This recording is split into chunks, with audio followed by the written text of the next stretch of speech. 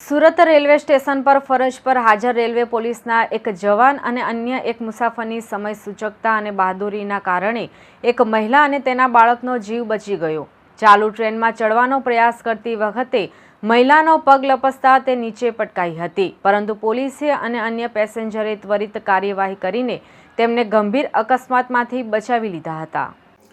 આ સમગ્ર હચમચાવી દેનારી ઘટના સીસીટીવી ફૂટેજ સામે આવ્યા છે। મળતી માહિતી મુજબ ઘટના તારીખ 20 સપ્ટેમ્બરના રોજ સુરત રેલવે સ્ટેશનના પ્લેટફોર્મ નંબર 1 પર બની હતી।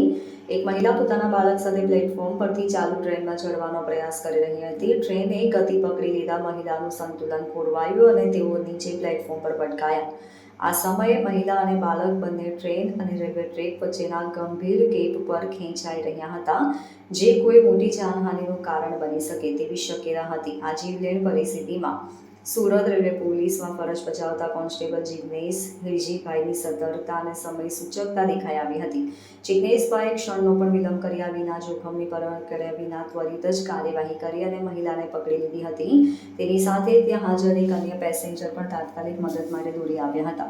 રેલવે પોલીસના જવાન જિગ્નેશભાઈ અને અન્ય મુસાફરે ભેગા મળીને ભારે જહેમતથી મહિલાને ખેંચીને પ્લેટફોર્મ પર સુરક્ષિત રીતે બહાર કાઢ્યા। જો એકાદ સેકન્ડનો પણ વિલંબ થયો હોત તો માતા અને બાળકનો જીવ જોખમમાં મુકાઈ ગયો હોત। પોલીસ જવાન જિગ્નેશભાઈની આ બહાદુરી અને ફરજ પરસ્તીના કાર્યની રેલવે વિભાગ સહિત સમગ્ર સુરત શહેરમાં પ્રશંસા થઈ રહી છે।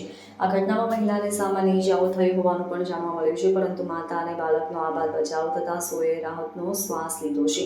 આ ઘટનાના પગલે રેલવે પોલીસે ફરી એકવાર મુસાફરોને સલામતીની અપીલ કરી છે કે ચાલુ ટ્રેને ચડવું કે ઉતરવું હંમેશા જોખમી છે। મુસાફરોએ હંમેશા ટ્રેન ઊભી રહેવાની રાહ જોવી જોઈએ। Bureau report LK star news Surat.